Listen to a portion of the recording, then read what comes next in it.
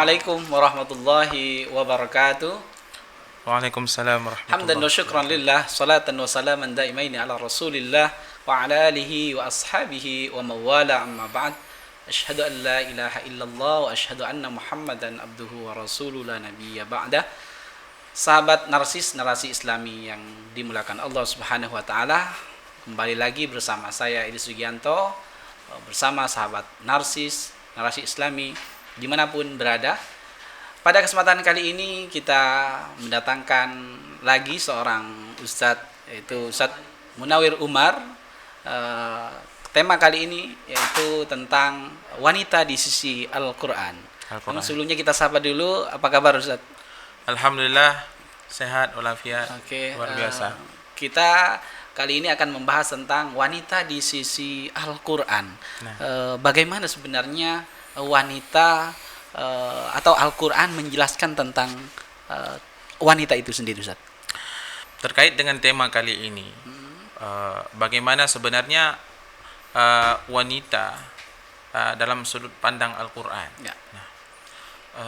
Bila kita melihat dalam ayat-ayat Al-Quran, memang tidak disebut secara lebih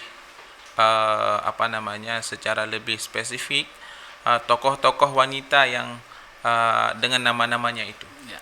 Tetapi ada beberapa gambaran, misalnya contoh satu dua yang digambarkan oleh Allah Subhanahu wa taala dalam Al-Qur'an, misalnya seperti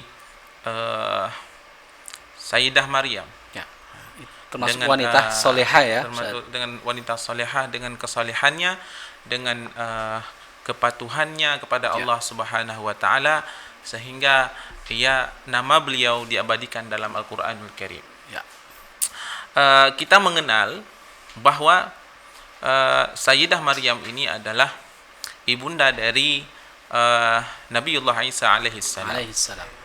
Beliau adalah seorang wanita yang saleh, wanita yang salihah, sehingga namanya diabadikan dalam Al-Qur'an, dalam surah Ali Imran pada ayat 36 hingga 37.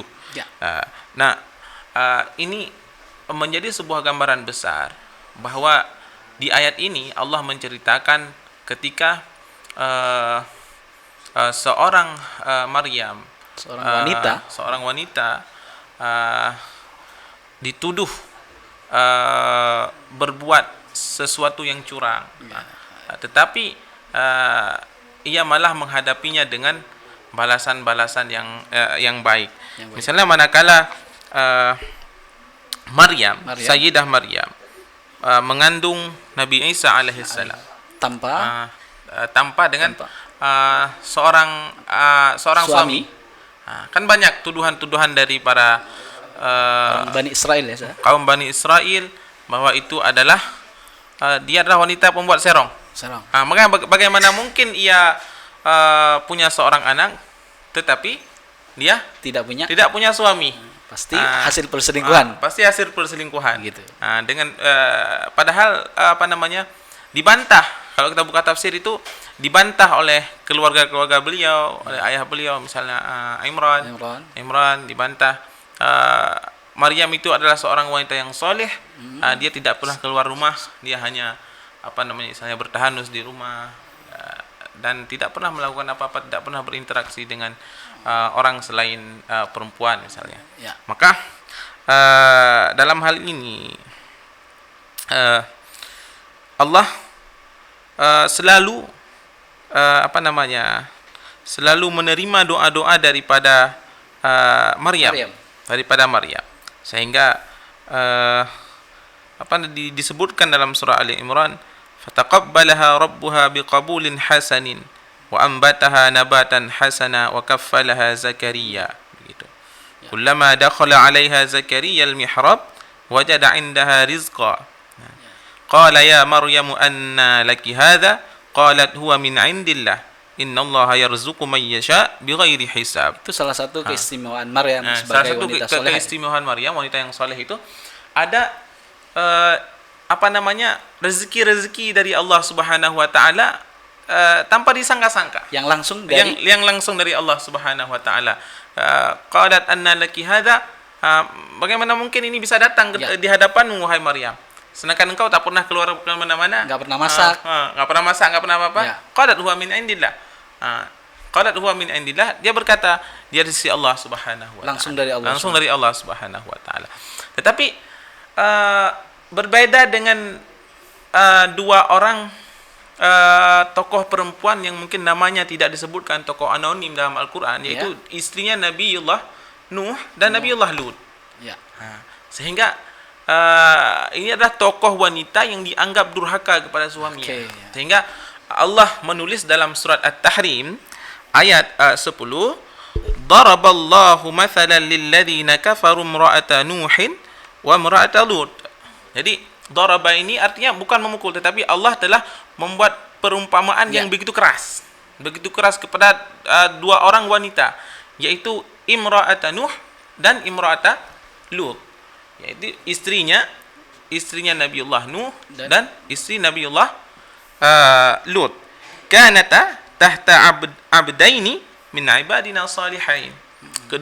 Padahal keduanya adalah dua orang wanita, dua orang daripada istri para nabi.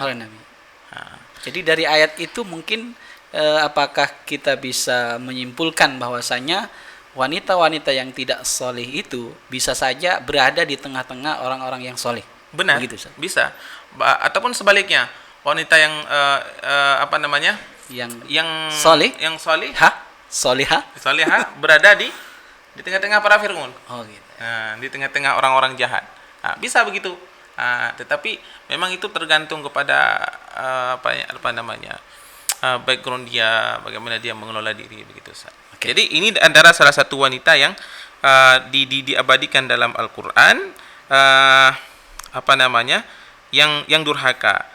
Kemudian ayat seterusnya apa kata disebutkan dalam surat At-Tahrim ini. Jadi kebalikan kan? Yang pertama tadi adalah istrinya Nabi. Kemudian di ayat selanjutnya wa daraballahu mathalan lil ladzina amanu imra'ata fir'aun. Jadi sebaliknya Jadi sebaliknya. Jadi Allah memberikan perumpamaan yang begitu keras bahwa ternyata ada wanita. Ustaz, sebelum kita lanjutkan, kita rehat sejenak. Sahabat narsis Islami dimanapun berada, kita sudah mendengarkan bagaimana kriteria wanita di sisi Al-Quran. Ada wanita yang solihah dan ada wanita yang tidak solihah. Kita rehat sejenak.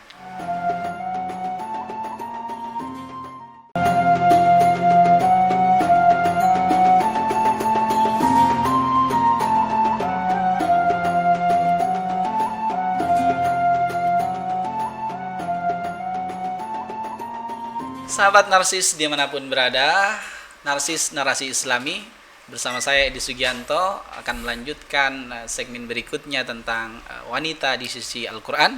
Masih bersama kita Ustadz Munawir Umar. Tadi sudah dijelaskan Ustadz tentang kriteria wanita, ada yang solihah dan ada wanita yang tidak solihah. Mungkin apa lagi yang dijelaskan di dalam Al-Quran tentang wanita yang solihah misalnya? Mungkin ada karakternya itu seperti ini, dan wanita yang tidak solihah karakternya seperti itu. Mungkin saya paparkan mungkin lebih dahulu bagaimana keagungan seorang wanita sebenarnya di sisi Allah Subhanahu wa taala.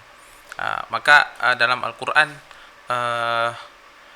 tidak kita temukan satu surah pun yang memang ataupun salah satu keagungan yang begitu luar biasa kepada wanita itu, apresiasi yang luar biasa oleh Allah kepada wanita itu, memberikan nama surah dalam Al-Quran itu dengan wanita. Misalnya An-Nisa, kemudian apa lagi? Itu salah satu kemuliaan wanita ya, apresiasi terhadap wanita. Terhadap wanita kepada Allah Subhanahu wa taala. Maka ketika Rasulullah sallallahu alaihi wasallam datang diutuskan ke dunia ini, salah satu dakwah Rasulullah sallallahu alaihi wasallam adalah menumpaskan segala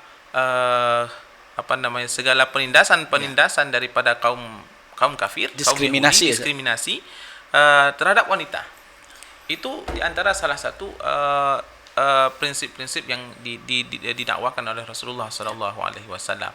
Maka ketika kita melihat fenomena hari ini ada emansipasi wanita begitu, ada emansipasi wanita, wajar sekali kalau saya lihat. Ketika datang daripada kaum para gender begitu kan, membela gender, emansipasi wanita, wajar. Jadi sebenarnya Al-Quran itu mengapresiasi wanita sebagai sosok yang mulia itu jauh sebelum orang-orang mengkampanyekan gender. Sebenarnya Rasulullah itu seorang yang feminisme sekali.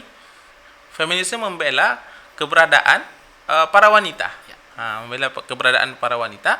Maka justru kenapa hari ini saya sambung yang tadi Ustaz Edi. Justru pada hari ini itu datang pembelaan ataupun datang organisasi-organisasi kewanitaan membela posisi wanita. Saya lihat wajar. Sebab dewasa ini kita melihat laki-laki itu tak pernah menghargai istrinya ataupun jarang menghargai wanita. Jarang begitu. Hanya menuntut hak, sedangkan kewajibannya ia lupakan. Padahal tidak begitu. Padahal tidak begitu, justru wanita itu diposisikan di tempat yang paling mulia di sisi Allah Subhanahu wa taala. Tapi mungkin apakah ada perbedaan Ustaz antara apresiasi yang ada di dalam Al-Qur'an terhadap wanita dengan apa yang dikampanyekan oleh kaum-kaum feminis? Misalnya tentang bekerja, apakah memang di dalam Al-Qur'an itu membolehkan wanita itu bekerja sama persis dengan laki-laki? Seperti itu bagaimana Ustaz? Kalau saya melihat berbeda posisi, berbeda peran. Berbeda peran antara seorang laki-laki dengan seorang perempuan. Laki-laki itu tugasnya mencari mencari nafkah, sedangkan si istri ini dia tugasnya adalah mendidik si anak. Kalau saya lihat lebih kepada itu. Maka kalau kita memahami dalil ini setengah-setengah, maka akan melahirkan pemahaman yang ekstrem kanan katanya. Kalau dipahami ini hadis ini secara lebih kontekstual, secara secara bebas, maka akan melahirkan ekstrem kiri. Maka ada wacana di kita itu adalah mengkompromikan seluruh dalil Al-Quran maupun As-Sunnah. Mengkompromikan dalil Al-Quran dan As-Sunnah itu sehingga menimbulkan jalan tengah. Ada jalan tengah yang kita simpulkan dalam kasus seperti ini. Jadi punya peran masing-masing antara laki-laki dan wanita. Itu yang dimaksud dalam Al-Quran. Dalam Al-Quran punya peran masing-masing. Bahkan dalam hadis wanita adalah guru yang baik bagi anak-anak. Maka seorang perempuan ini mesti tahu posisinya.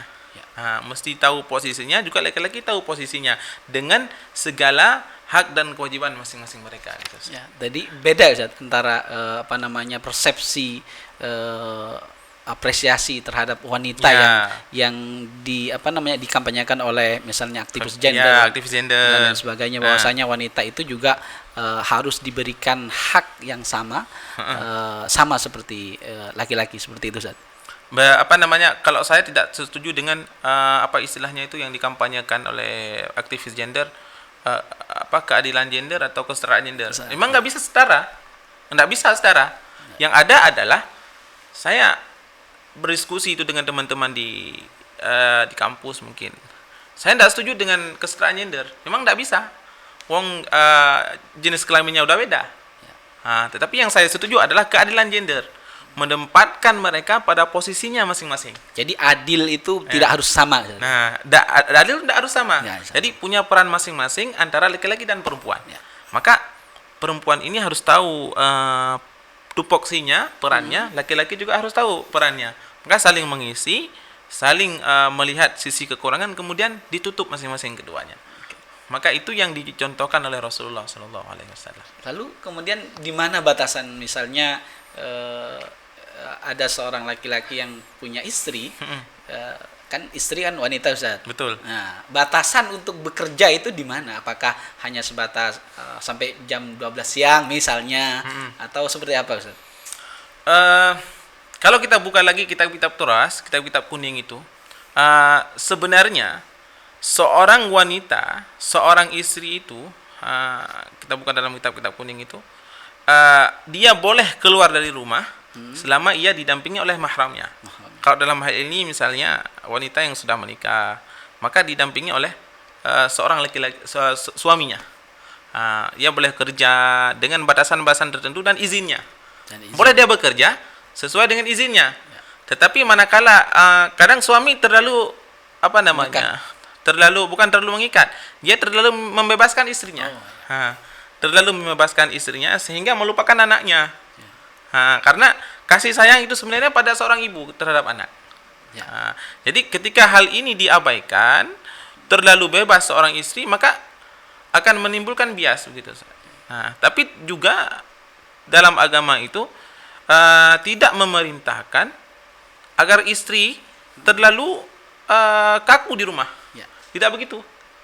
Sehingga seorang istri itu banyak mengeluh, bagaimana dengan suami, dia nggak berani protes. Sangat menarik sekali apa yang disampaikan oleh Ustaz Munawir Umar, bahwasanya wanita di dalam Al-Quran sangat mulia sekali. Bahkan Al-Quran sendiri mengabadikan surat An-Nisa, ya, yaitu surat wanita. Tidak ada surat Ar-Rajul, surat apa lainnya yang berkaitan dengan laki-laki. Sungguh mulia seorang wanita yang menempatkan dirinya sebagai wanita yang dimuliakan oleh Allah Subhanahu wa taala. Kita akan lanjutkan ke berikutnya, namun kita rehat sejenak.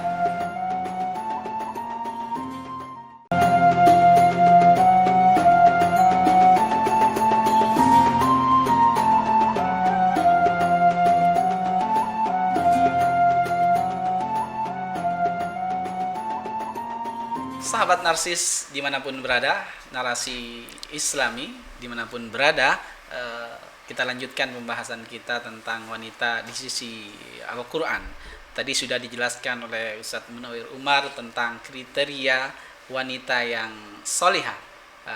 Kemudian kira-kira apa nih Ustadz juga kriteria wanita yang tidak solihah? Kira-kira disebutkan nggak di dalam Al-Quran? Kalau kita melihat ayat yang saya sampaikan di awal tadi Ustaz, dalam surat At-Tahrim ayat 10 itu, ini adalah contoh yang yang disampaikan Allah dalam Al-Qur'an.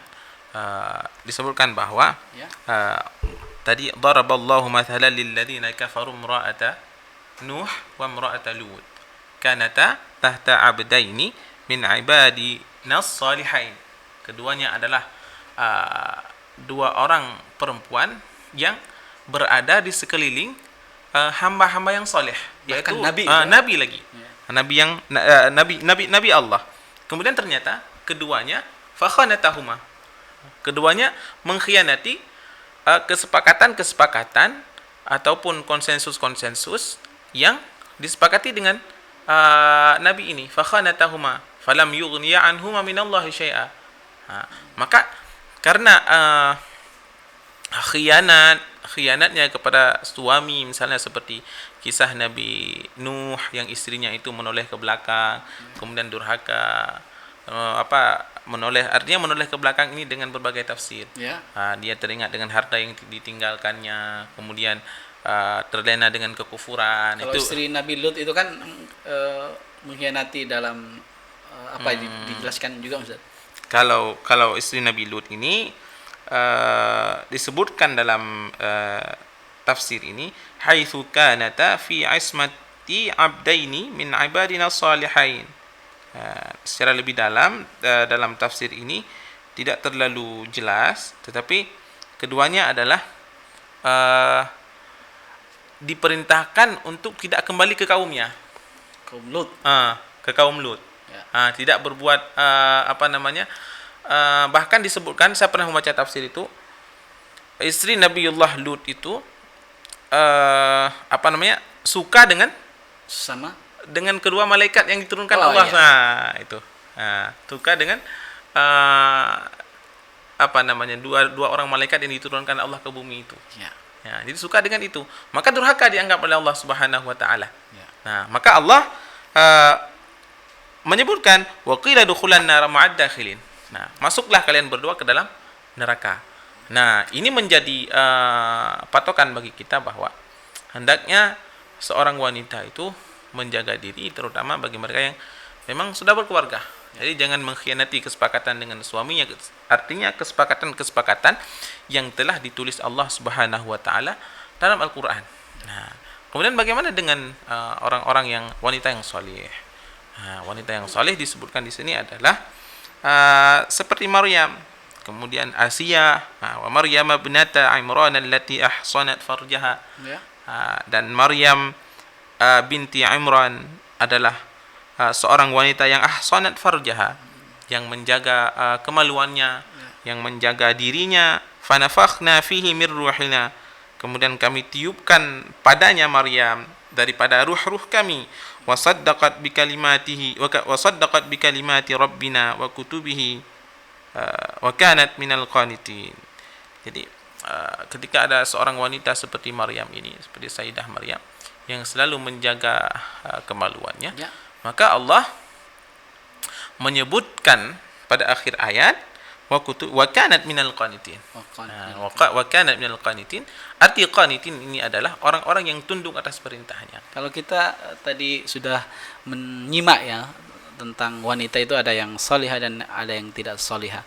Dalam kehidupan kita yang modern ya, di mana misalnya di negara kita, di mana pekerjaan itu sudah dipegang oleh wanita.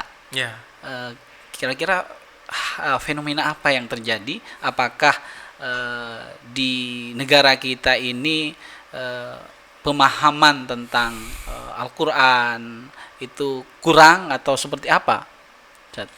Sebenarnya bukan dipegang oleh wanita, laki-lakinya aja lemas, Ustaz. Oh, gitu. Laki-lakinya banyak tidur kan begitu.